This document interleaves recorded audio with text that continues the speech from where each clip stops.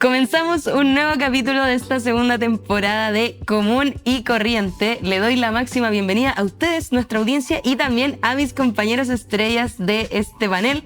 Por mi lado derecho tengo a Benja. ¿Cómo estás, Benja? Bien, ¿y tú tanto tiempo? Qué rico por esta nueva temporada. Y por mi otro lado tengo a Javier. ¿Cómo están? ¿Qué ha sido de ustedes? Bien, estoy contento, estoy feliz, el clima bien, todo bien. Todo increíble. Todo súper bien. ¿Y tú, Javi?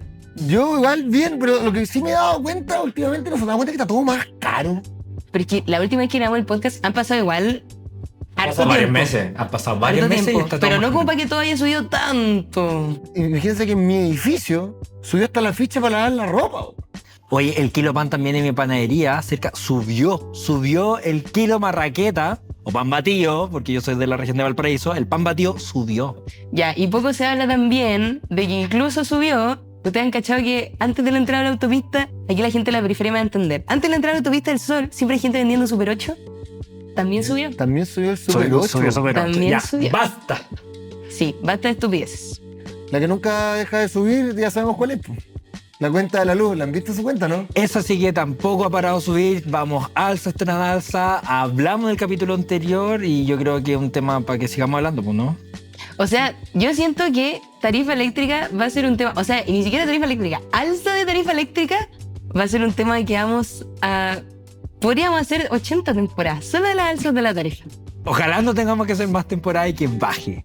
Y que sea la novedad, la bajada de la tarifa eléctrica, pero bueno. Ya, pero mira, nos estamos quejando harto, pero yo como siempre soy una mujer que resuelve. Yo creo que la más resolvedora de este panel. Conversé con alguien que nos puede ayudar en esta situación. ¿Con quién conversaste? Conversé, yo creo que con una de las personas probablemente más capacitadas en Chile para darnos algunas líneas de cómo podemos solucionar estos temas. Así que quiero invitarlos, porque entrevisté a esta persona y grabamos esa entrevista. Mira tú. Quiero invitarlos a que miremos la entrevista con Iván Saavedra, una persona que ha trabajado por más de 10 años en la Comisión Nacional de Energía y que nos compartió su sabiduría para este podcast. ¿Veámosla? Vamos a verla. Vamos. Hoy la mayor parte de la energía del sistema eléctrico chileno viene de fuentes renovables. Fuentes más limpias, fuentes más baratas y menos contaminantes. ¿Por qué entonces Chile sigue teniendo una de las tarifas más caras de la región? ¿Qué se puede hacer para bajar estas tarifas? Para intentar llegar a algunas luces de estas respuestas, hoy estoy con Iván Saavedra, quien trabajó más de 10 años en la Comisión Nacional de Energía, llegando a desempeñarse como jefe del Departamento Eléctrico entre el 2009 y el 2018. ¿Cómo estás, Iván? Muy bien, muchas gracias por la invitación. Qué bueno. Antes de comenzar, quiero que hagamos una breve dinámica para que nuestra audiencia te conozca un poquitito más. Así que te voy a hacer 4 preguntas que tienes que responder con toda la sinceridad. La primera es, ¿eres de algún equipo de fútbol? Sí, ¿De qué equipo eres? del más ganador de Chile. Ya, bro, De queremos Colo saberlo. Colo, obviamente. Ya, muy bien, Iván, somos del mismo equipo. Esta entrevista ya partió bien. La segunda es, ¿qué querías ser de grande cuando eras niño? Yo quería ser profesor. ¿Querías ser profesor? Sí, profesor. Me gustaba enseñar matemática y física. Ah, pero terminaste igual haciendo un poco eso de todas maneras. La tercera es si hay algún personaje de alguna película, serie o programa con el que te identifiques. Sí, mira, en la trilogía del Señor de los Anillos, ¿Ya? muchos se quedan con la grandilocuencia de los grandes héroes.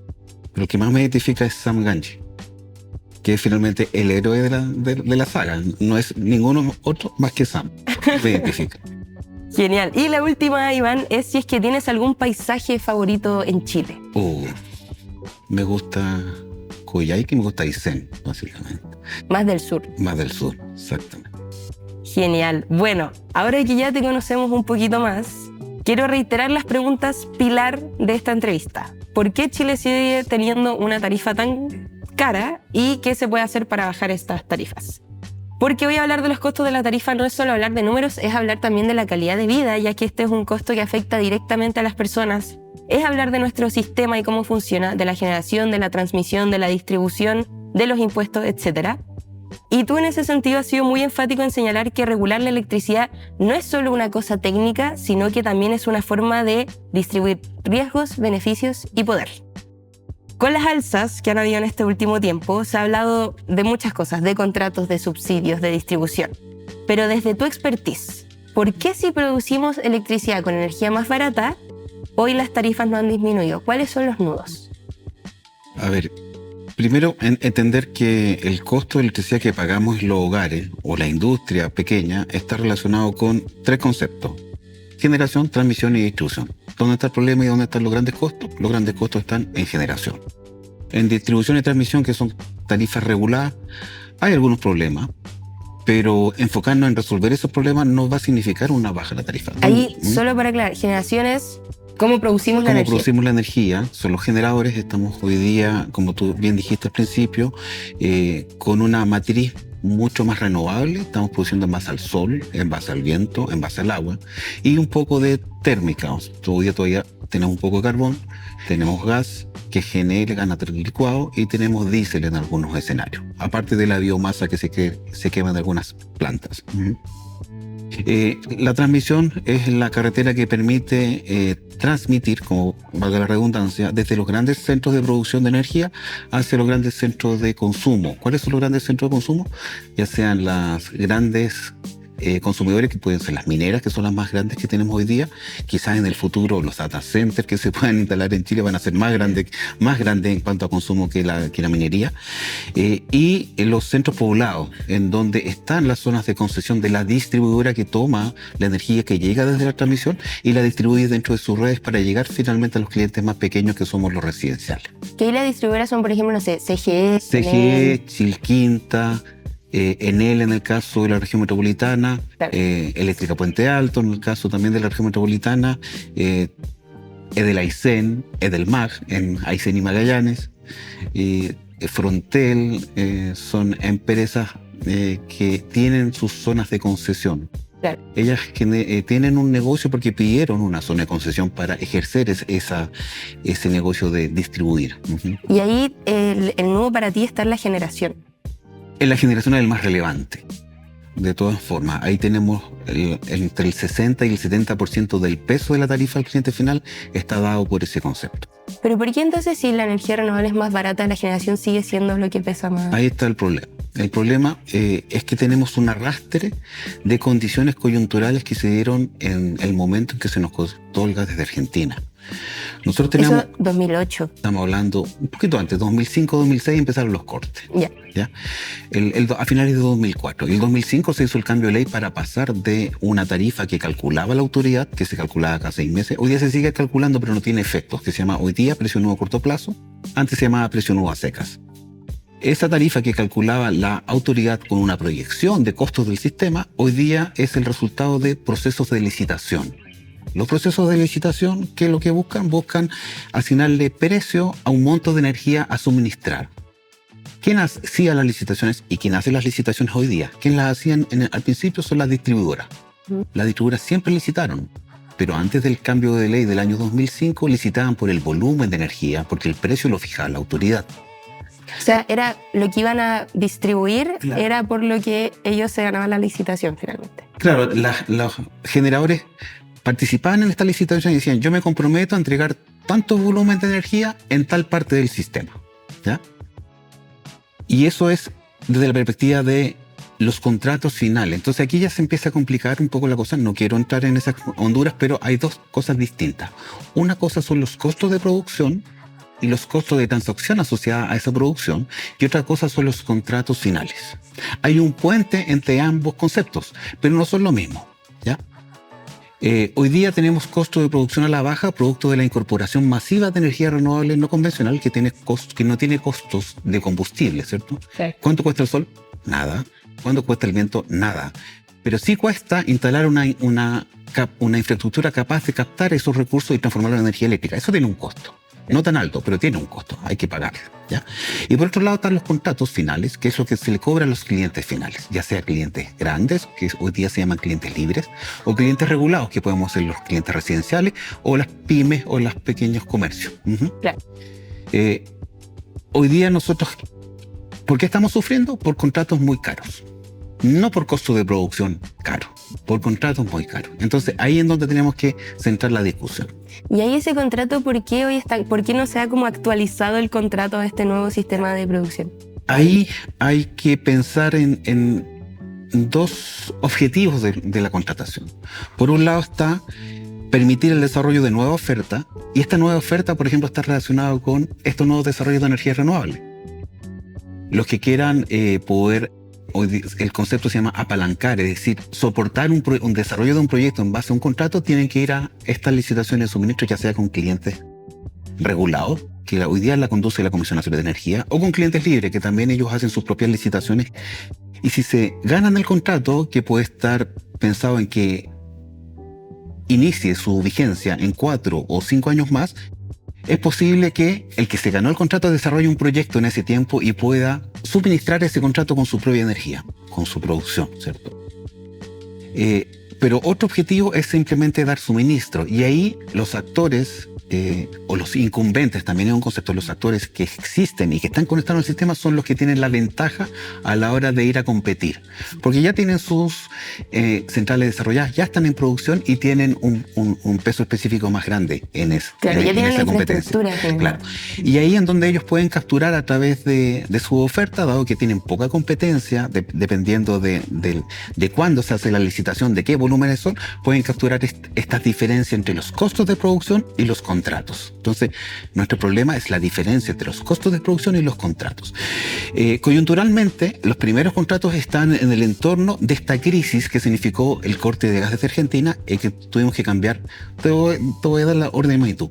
Un recurso primario, que era el gas natural de Argentina, que costaba no te voy a decir la unidad, se te las voy a decir, $2 por millón de BTU. Ahí ustedes investiguen de qué se trata eso, pero se transformó en quemar diésel, que en vez de 2 costaba 20 o 30. Entonces, un shock tecnológico por donde se le mire, ¿ya? Y esas son las condiciones que gatillaron este cambio regulatorio, que dijo ya, ahora las empresas tienen que manejar todo este riesgo, entonces pongan ustedes el precio. Eso es lo que dijimos como Estado, como país. En el supuesto que eso iba a traer competencia y que al final, en el largo plazo, esto iba a tender a la baja. Estamos en el largo plazo, si es que nos vamos al 2005, cuando se hizo la reforma legal. Que habían pasado más de 20 años. Entonces, ¿qué pasó con el largo plazo? ¿Qué pasó con las hipótesis? ¿Por qué no somos capaces de aún capturar ese beneficio que, inclusive, para ser sinceros, el año 2005 nadie preveía que íbamos a tener tanta generación renovable y con una profundidad tan grande y con una perspectiva de que se va a seguir acrecentando? Sobre todo hoy día, que los costos de almacenamiento han bajado. Y cuando los costos de almacenamiento bajan, significa que se puede incorporar mayor cantidad de energía renovable. Entonces, esa perspectiva no se veía en el 2005, pero se apostó a que la competencia iba a bajar los precios. Hoy día tenemos dos drivers o dos variables que nos pudiesen hacer que bajaran los precios. Por un lado, el costo tecnológico, que bajó significativamente, y por otro lado, se supone que hay más actores y tendría que haber más competencia. Pero todavía estamos ahí, con precios altos. Y ahí entonces, ¿quién tendría que entrar y decir, cómo tomar la medida? Obviamente la autoridad. Y la autoridad no es solamente el gobierno de turno, es el poder legislativo y el poder ejecutivo en su conjunto. ¿Por qué no se plantean qué falló en nuestra hipótesis? ¿Por qué no somos capaces de diagnosticar en qué estamos fallando nuestra regulación y por qué no la podemos perfeccionar? Obviamente ahí hay muchas cosas que se pueden hacer. Por ejemplo, a mí me gusta, y lo he visto en otras partes, optar por licitaciones para incorporar energía nueva. Y eso que tenga sus propias condiciones. Entonces, con eso nos aseguramos nueva competencia, nuevos actores que vengan a presionar a los otros para competir y bajar los precios. Claro. Y otra tipo de licitaciones para energía vieja, energía de centrales que ya existen, ¿cierto? Entonces, eso tiene otras condiciones. Obviamente, si tiene los precios, los proyectos ya pagados, ya depreciados, ese precio tiene que ser más bajo. Entonces, no puedes capturar la renta al cual quieren optar los nuevos entrantes con los desarrollos ciertos de nueva oferta, los que ya están instalados y están ganando estos márgenes. Oye, Iván, y aquí igual, cuando nosotros hablamos, todo esto es bien técnico, pero finalmente es ir modificando un sistema. Pero hoy a las personas les urge mucho el tema del alza y que sea tan caro.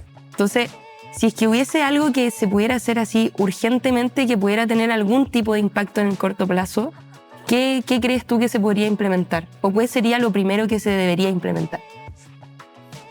Primero tenemos que plantearnos los objetivos. ¿Sí? ¿Cuáles son los objetivos que queremos lograr como país? ¿Cierto? Dado que nosotros tenemos esta... Ayuda a plantear un objetivo que yo pondría como uno de los que hay que perseguir, ¿cierto?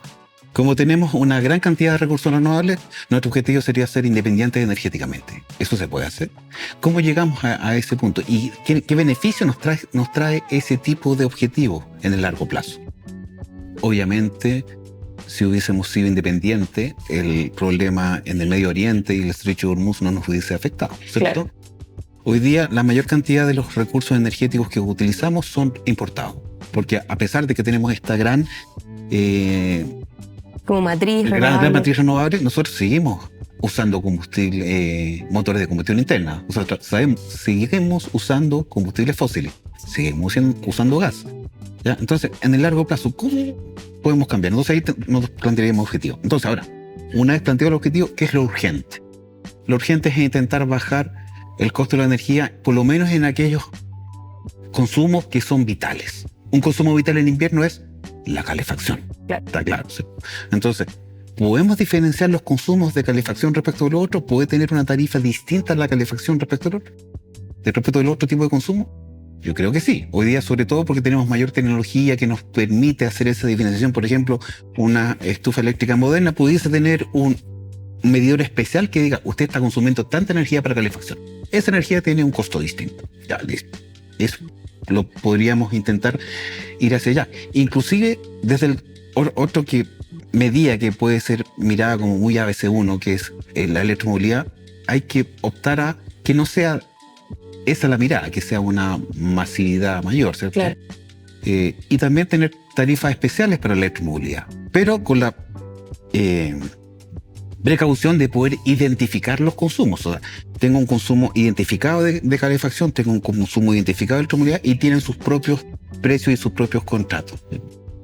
Eso es algo que pudiese servir. ¿Por qué? Porque vamos a estar creando una nueva demanda, entonces los que tienen derechos adquiridos con sus contratos no tendrían que ver modificados esos derechos producto de que en realidad es demanda nueva que no existía. Claro. Entonces, esta demanda, entonces nosotros vamos a intentar hacer un recambio del tipo de energético consumido a electricidad. ¿Por qué? Porque nosotros en Chile tenemos la capacidad de producir todo con nuestros propios recursos. No tenemos por qué seguir importando recursos. Eso deberá ser una política energética de mediano y largo plazo. O sea, tenemos los recursos, sí. Inclusive, todo esto que estuvo en boga hace unos años, que todavía lo está, que el hidrógeno verde, también es un vector que para nosotros nos pudiese significar una buena chance para independizarnos energéticamente. ¿Por qué? Porque si hay una demanda mundial, nuestra demanda siempre va a ser más pequeña, porque nosotros somos un país pequeño. Por mucho que crezcamos, vamos a seguir siendo un país pequeño. No vamos a ser un país gigante nunca. ¿Por qué? Porque somos chiquititos. Somos chiquititos, tenemos Claro. la superficie que tenemos las industrias y la población que tenemos. ¿Podemos crecer? Sí. ¿Podemos crecer al doble? Sí, pero aún así vamos a seguir siendo, en términos relativos, pequeños. ¿Por qué digo esto? Porque una demanda, por ejemplo, de hidrógeno verde, hay que buscarla afuera. Alguien que demande esos volúmenes importantes y permita desarrollar la industria local y que, a propósito de ese desarrollo para exportar, podamos aprovechar nosotros localmente, en este pequeño consumo que tenemos en términos relativos, esos beneficios. Y ahí van, o sea, la pregunta clave que nosotros estamos tratando de resolver en este capítulo es esa independencia. Claro, efectivamente nos hace menos dependiente, por ende nos impactan menos cosas que puedan suceder en el exterior y se evitarían alzas como la que tuvimos ahora. Pero si esa independencia no está mediada por ciertos mecanismos, ¿sí o sí se traduce en menos costo para la gente o tendría que haber ahí otro tipo de herramientas? No. Definitivamente tenemos que tener otro tipo de herramientas. Porque nosotros apostamos a una competencia y a un resultado. Y como dijimos hace un rato, 20 años después no estamos llegando a ese objetivo que nos planteamos. Y 20 años es un largo plazo. Claro. O sea, en 20 años deberíamos ser capaces de sentarnos y preguntarnos, ¿por qué estamos en esta situación todavía si hemos hecho todo lo que nos dicen los libros para aumentar la competencia y disminuir los precios? ¿Qué está fallando? ¿Qué nos faltó? Y ahí, retomando un poco también lo que hablabas de los contratos, hoy los contratos para los clientes regulados los media el Estado. Sí. Y bueno, ya se vio en gobiernos anteriores, por ejemplo, Sebastián Piñera renegoció esos contratos. ¿De este gobierno tú esperas alguna medida de ese sentido o crees que debería impulsar una medida en ese Sí, camino? pero quisiera hacerte una precisión. Piñera no renegoció ningún contrato. Pateó una deuda para el futuro. Deuda que ahora estamos pagando. Eso no es renegociar, simplemente es aplazar el pago. ¿No? No nos metimos porque renegociar hubiera sido cambiemos el precio, cambiemos las condiciones, cambiémosle el plazo y hagamos otra cosa. No, lo que hicimos fue patear la deuda hacia adelante. Y se creó un monto de deuda por pagar que era un negocio interesante desde el punto de vista financiero, tanto así que hubo muchos interesados en financiar esa deuda. O sea, los que iban a cobrar en el futuro vendieron la deuda, tuvieron su flujo de ingresos tempranamente y hoy día tenemos que pagar esa deuda que se vendió. ¿A quiénes? A los que tienen que ir a pagar los bonos que recibieron de manera anticipada. Listo, ya, dicho eso, este gobierno, ¿qué deberá hacer? Primero, sentarse tranquilamente, porque de nada nos sirve correr, ¿cierto? Ya corrimos el año 2005 cuando hicimos esta ley, que es la ley que cambió a las licitaciones de suministro, donde los generadores ofrecían el precio y estamos en donde estamos. Claro. No tenemos que correr, tenemos que sentarnos y ver con un buen diagnóstico cuáles son los elementos que nos falta para asegurar esa captura de beneficios que tiene que tener la sociedad chilena producto de que estamos masificando el desarrollo de energías renovables con nuestros propios recursos y estamos presionando a la sociedad, al territorio con esos desarrollos, pero no estamos recibiendo los beneficios. ¿Por qué? ¿Dónde? ¿Cómo? Tenemos que hacer los cambios para que esos beneficios efectivamente bajen a la sociedad.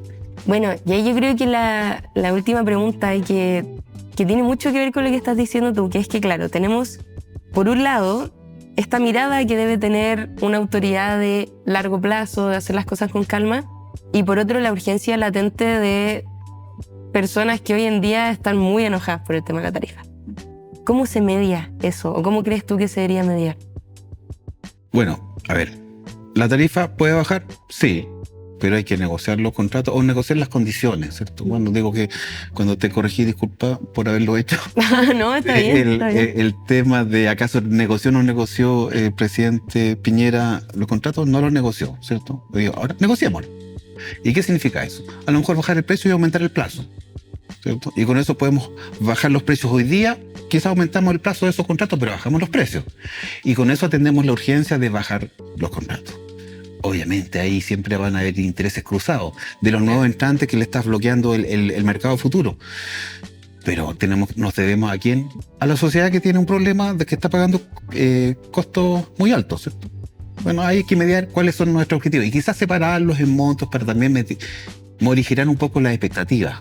Nunca vamos a poder bajar los precios instantáneamente. Eso no es, pero sí, los podemos bajar paulatinamente e ir dando pasos significativos hacia ese traspaso de beneficios hacia la sociedad que y eso necesitamos. Igual es importante transparentarlo a nivel técnico también, que esa mirada cortoplacista de repente es un poco, no imposible, pero es difícil. Es difícil y por lo general tiene más costos. Claro. En el largo plazo. Los beneficios, claro, los puedes ver, pero en el largo plazo tenemos costos como los que tenemos hoy día. Cuando yo digo 2005 hicimos una ley, estamos en 2026 y estamos donde estamos. ¿Qué pasó? Claro. Bueno, Iván, y ya para cerrar la entrevista, ¿te gustaría compartir alguna idea o pensamiento respecto a la tarifa que creas que a lo mejor hoy no se está poniendo sobre la mesa? Aquí yo tengo conflicto de intereses porque he asesorado a distintas empresas y distintos grupos. Pero hay una cosa que a mí me parece que es irrenunciable, quizás a nadie le interese, pero a mí me interesa, que está relacionado con una universalidad de la tarifa. O sea, hoy día, cuando me preguntaste acaso me gusta Aysén, o sea, ¿qué me gustaba? Yo dije Aysén. En Aysén hay un problema, porque tiene la tarifa de distribución más alta de Chile. ¿Por qué? Porque son pocas personas, son redes muy grandes, muy extensos los territorios que hay que cubrir y en términos constructivos siempre va a ser caro. Claro. No hay cómo bajar. Ya. Esa situación se da en otras partes de Chile, pero no se da en los grandes centros urbanos, en donde tenemos concentración de gente y por tanto los costos son más bajos en términos promedio, se llama costo unitario. Eso, porque mientras más gente con menos infraestructura, podemos cobrar más caro.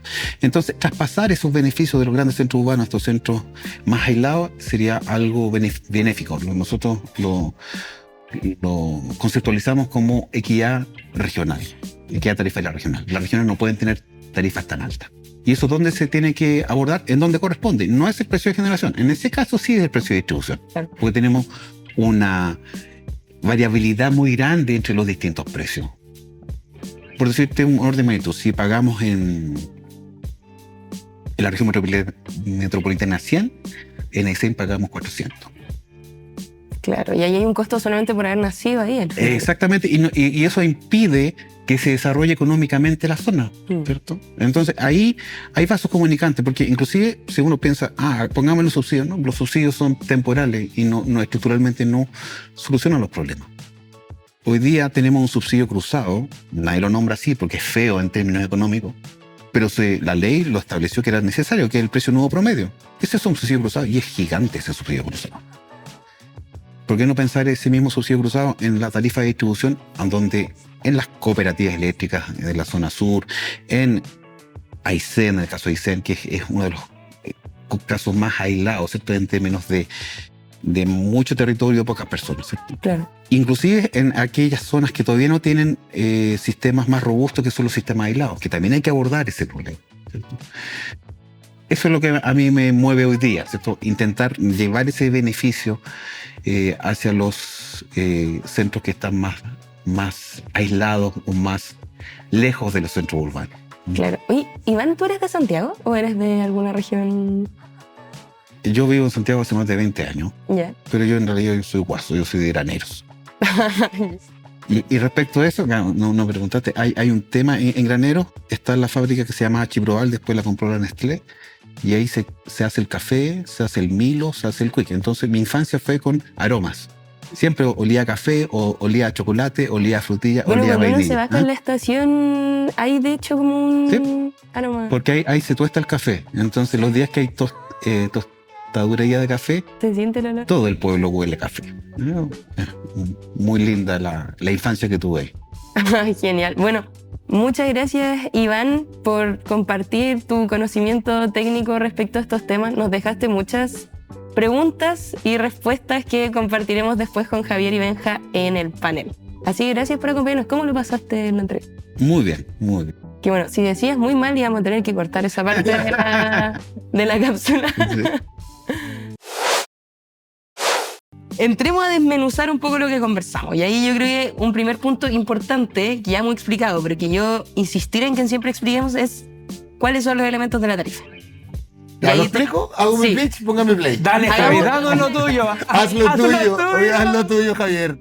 Bueno, cuando uno paga la cuenta de la luz, bueno, pero por si alguien está viendo este capítulo y no ha visto uno antes, digamos, cuando uno paga la cuenta de la luz, paga tres grandes componentes, ¿cierto? Generación, transmisión, distribución. Ya, transmisión, que son las líneas de alta tensión que uno ve en la carretera, y la distribución, que son los cables que adornan nuestras calles. Son mercados monopólicos ultra regulados, ya no tienen competencia. Y que no está mal que sea monopólico, ¿no? O sea, está bien, digamos, no podemos tener lleno de cables las ciudades ni las carreteras. Madre lo que ya está. Entonces, esos son, y además, entre esos dos está el 30% de la cuenta de la luz, ¿ya? Y ahí meterse ahí como para pensar en tarifas, bajar, y eso es difícil, prácticamente imposible. Ya, pero tenemos en el 70% el costo de la generación, que es finalmente lo que bien nos explicaba Iván, que es el tema de los contratos eléctricos, ¿cierto? Estos contratos nacen de licitaciones públicas, ¿ya? Y son contratos que están firmados entre generadoras y distribuidoras. No es con el Estado. No, el Estado los media.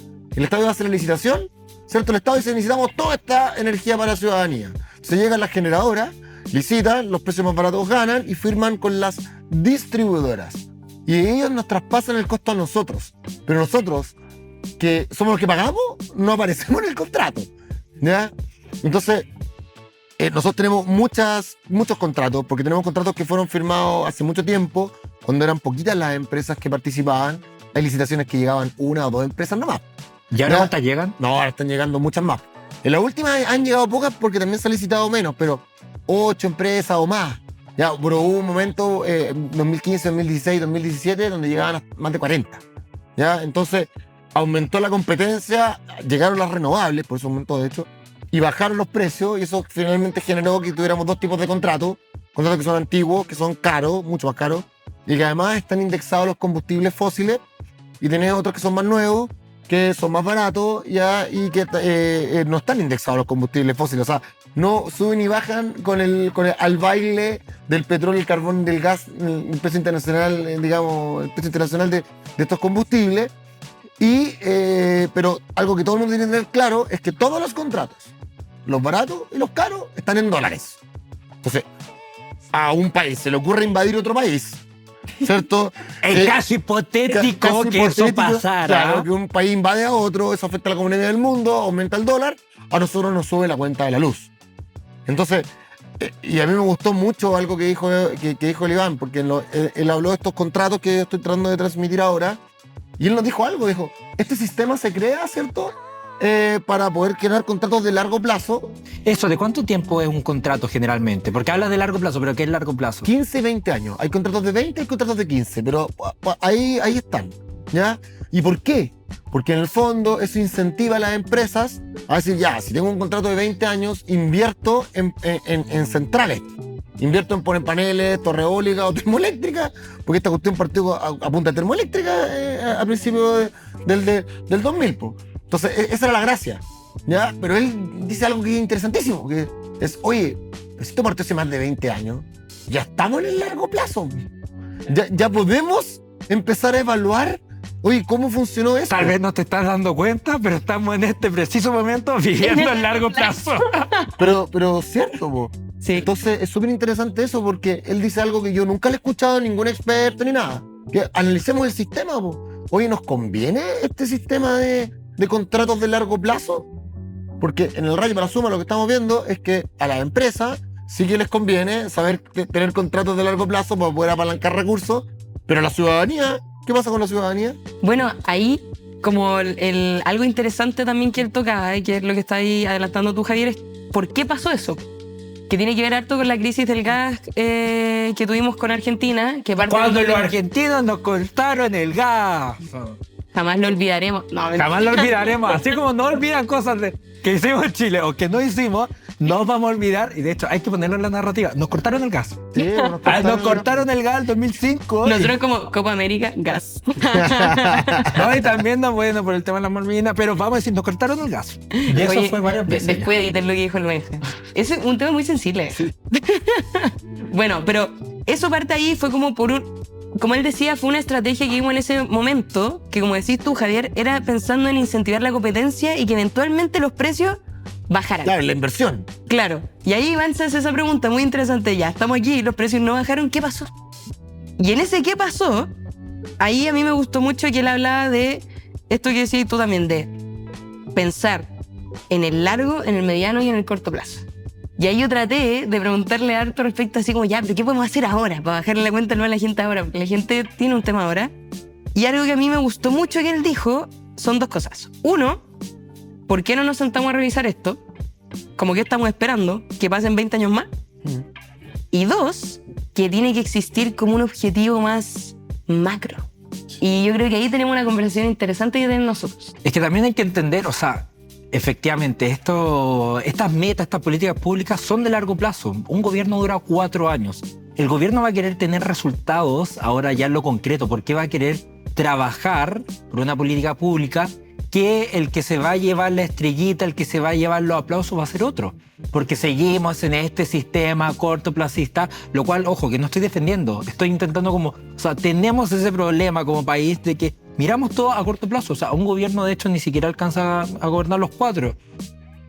Unos 3, 2 y medio. O sea, 2 como... Entre que se instala y después ya cuando quedan 8 meses a que termine, ya el tema es la campaña que viene. En 2 años y medio tenéis las campañas municipales, que es donde es la previa de la campaña presidencial. Entonces, Claro.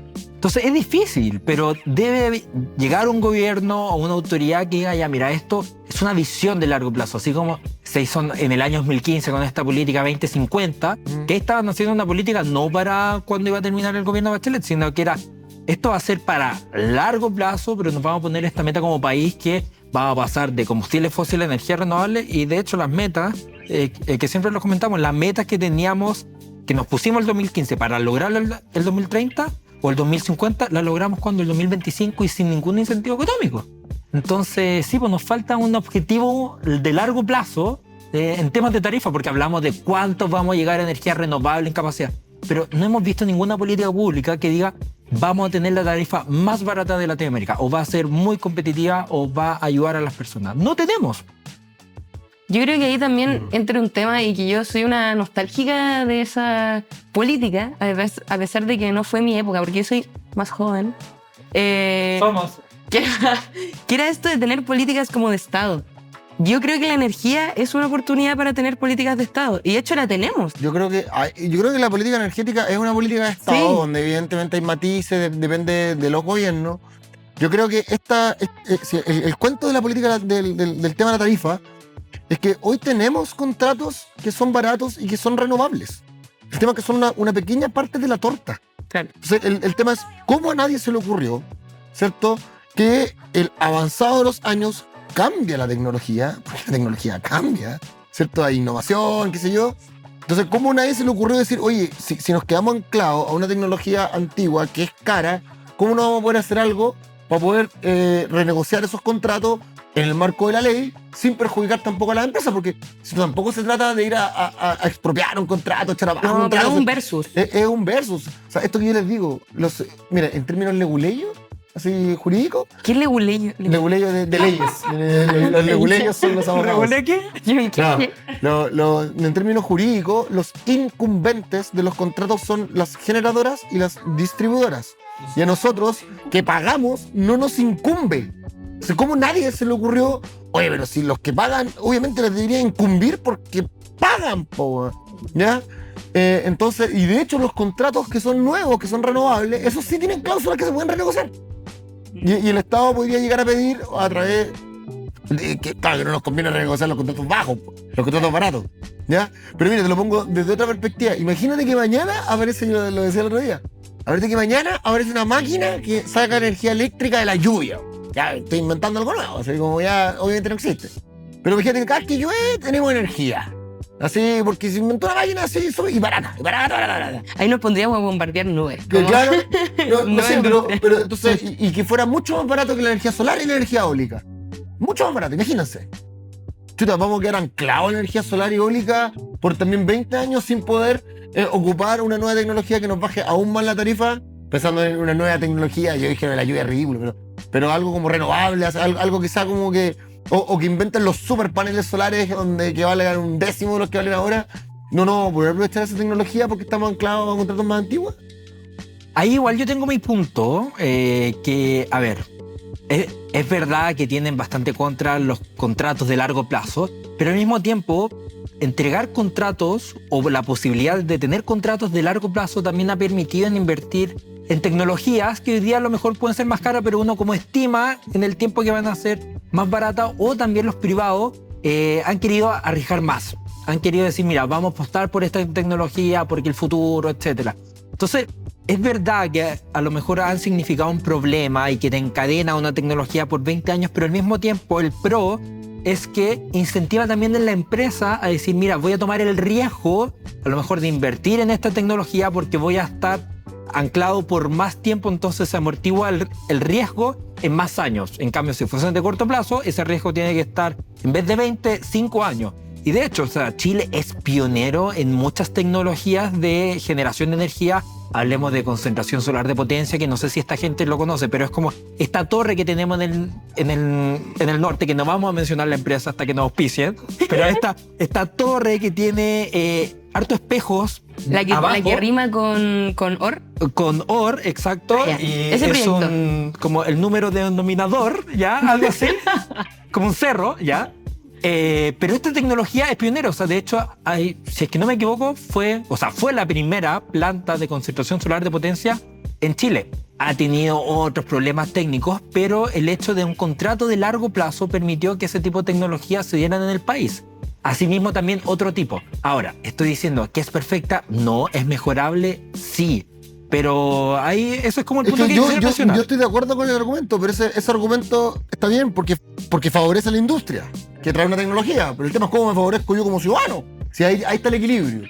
Y lo otro es que hoy, si tú miras los informes de la Comisión Nacional de Energía de Previsión de Demanda, hoy ya tenemos la capacidad de generar más energía de la que consumimos. O sea, hoy tú no necesitas están entregando más contratos de largo plazo para seguir apalancando inversiones para generar más energía, porque hoy ya se puede generar más energía de la que consumimos. Hoy los desafíos están en transmisión, los desafíos están en distribución, pensando como en el mercado eléctrico ya. Ahora, lo que me preocupa a mí y lo que creo que sería el foco es cómo todo este beneficio de la energía renovable lo bajamos finalmente a la persona, sí, pues, chicos. Y ese es el equilibrio que armo yo, digamos, ¿no? Tipo, O sea, con esta cuenta la luz es imposible. O sea, y ahí es donde viene la pregunta, y quiero que la retomemos, de lo que decía Iván, de ¿para qué hacemos lo que hacemos? ¿O para qué la autoridad hace lo que hace? Ok, queremos incentivar un mercado, pero ese debería ser el foco de una autoridad a la hora de hablar de tarifa eléctrica. Incentivar el mercado es el mecanismo para bajar el precio a las personas. Tiene que ser Para el mejorar cómo. la vida de las personas. Exacto. Ese debiese ser el fin, para Ese, mejorar la calidad. claro. O sea, de impulsar hecho, bienestar. Iván fue más allá en Y su planteó objetivo. su propio objetivo. Él planteó su objetivo y él nos dijo como, es que tenemos que ser independientes energéticamente. Eso me encantó. Ya es notable. La República Independiente de Chile. Sí, porque De Iván. él te lo plantea en términos súper técnicos, pero además es una cuestión, o sea, que claro, que se vincula con la tarifa, que se vincula con muchas cosas, pero también se vincula con soberanía del país, pues, o sea, como, ¿por qué nosotros tenemos que, o sea, lo que pasó este año con el tema de la bencina, ya, que se pegó un salto tremendo, eso fue la inflación subió un montón, ¿cierto? Y eso se ve afectada a las personas al fin y al cabo. Y eso O sea, porque se genera es porque Chile no tenemos combustibles fósiles. Importamos todos los combustibles fósiles, es decir, el petróleo y todo lo que viene del petróleo, que es el queroseno, la gasolina, etcétera. El gas también lo importamos y importamos el carbón, principalmente de Colombia, porque no tenemos una pequeña reserva, de hecho, en Magallanes, y un estudio, de hecho, que hicimos en 1.5 nos muestra lo independiente. De hecho, Chile es el país más dependiente de importar combustibles fósiles en Latinoamérica. Es decir, de todo lo que consumimos energía, Chile es el que más depende, el que más tiene vulnerabilidad en su soberanía en toda Latinoamérica. Y después, ¿qué otro país viene? Cuba. O sea, imagínate, el 65% de nuestra energía, más allá de la electricidad, depende de importarla. O sea, si algún día llegamos a tener un conflicto, algún problema, estamos jodidos. De hecho, gran parte de lo que importamos, ahí viene de dónde viene, de Estados Unidos.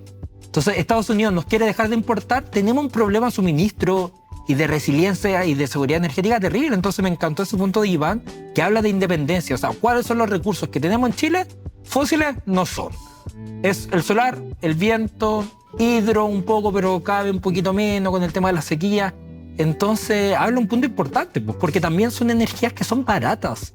Y si hay un conflicto geopolítico porque otros se están agarrando a pelear, no nos va a subir la cuenta de la luz, no nos va a subir la cuenta de la gasolina, no nos va a subir como el costo de la vida, como hoy día lo está haciendo. O sea, el alza de la gasolina impactó muchísimo a la gente. El día a día impacta, o sea, eso es un impacto directo al bolsillo. Oye, ahí yo quiero de nuevo aterrizar un poco la conversación, porque, claro, nosotros hablamos de la independencia de los fósiles, hablamos de los contratos, hablamos del mercado.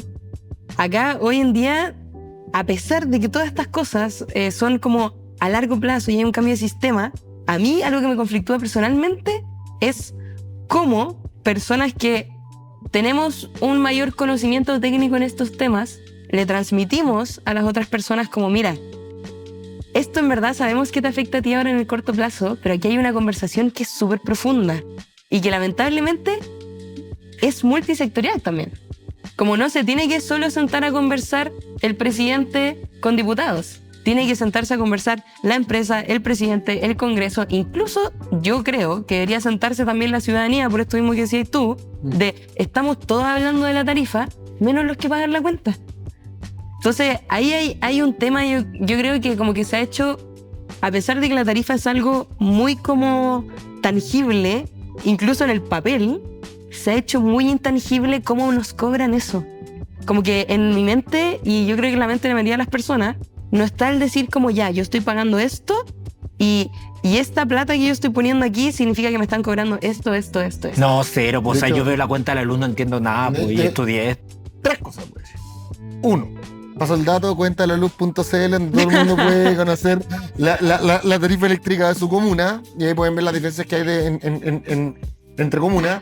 2, que ya, o sea, hace unos días, porque hace unos días lo posteé en LinkedIn, repliqué una columna de opinión que escribí hace 3 años, que se llama La caja negra de la tarifa eléctrica, la escribí en CIPER, donde yo hablo y muestro que la autoridad en Chile no está obligada a transmitir cuando hay variaciones de la tarifa eléctrica. ¿Cómo eso?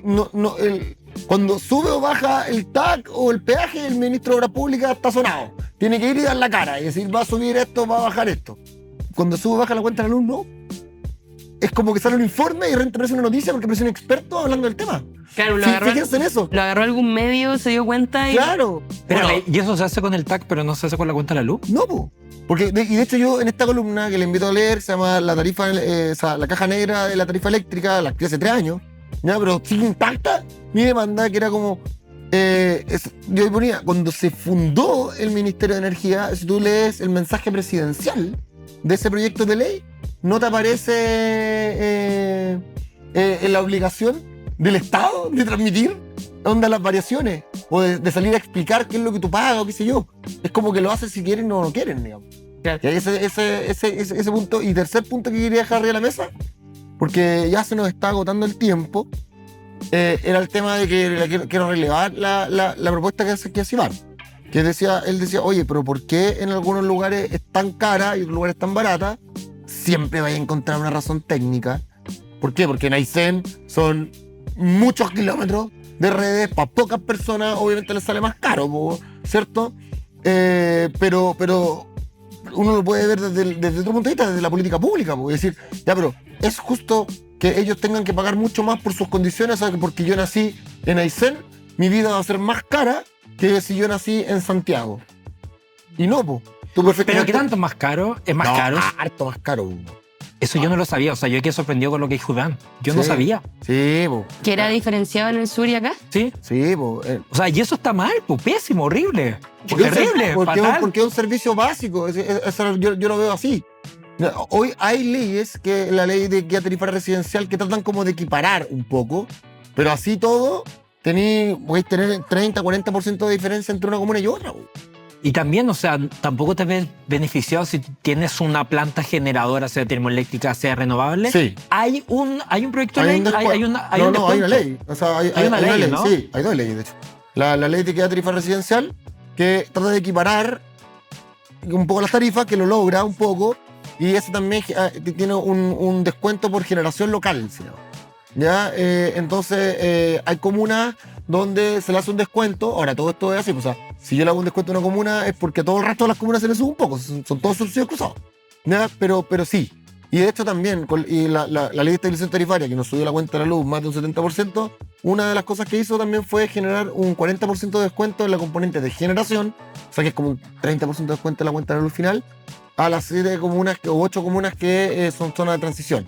Claro, como Huasco, Mejillones, Tocopilla. La llamada Coronel. que ellos quisieron llamarle zona de transición. Entonces, esos 3 puntos yo los quería relevar igual sobre este tema, porque creo que podría ser foco de discusión. Oye, y otra cosa que igual o sea, lo mencionó, porque ahora, si es que no me equivoco, por favor, Javier, corrígeme si no, el 2026 se acaba el subsidio eléctrico, ¿no? El subsidio de la tarifa eléctrica, porque fue el 2024, 25, 26, y ahora, o sea, la gente... Se acabó la ley. Y claro, o sea, se acaba, entonces ahora otra vez a volver a rascarse con su propia uña. Cuando, por lo que tengo entendido, es que va a continuar subiendo la tarifa, independiente de que bajó, pero bajó por lo que te vi en la tele, Javier, bajó un 0,1% como en Santiago. En Santiago, en el primer semestre del 2016, por los errores de la Comisión Nacional de Energía, Transelec, y el segundo semestre del 2026 vuelve a subir, digamos, pero... Ya, pero ¿cuánto ha subido en general? ¿Raya para la suba? Sí. 70% a nivel nacional. Santiago, segundo semestre de 2026, lo estuve calculando hace poquito, 82%.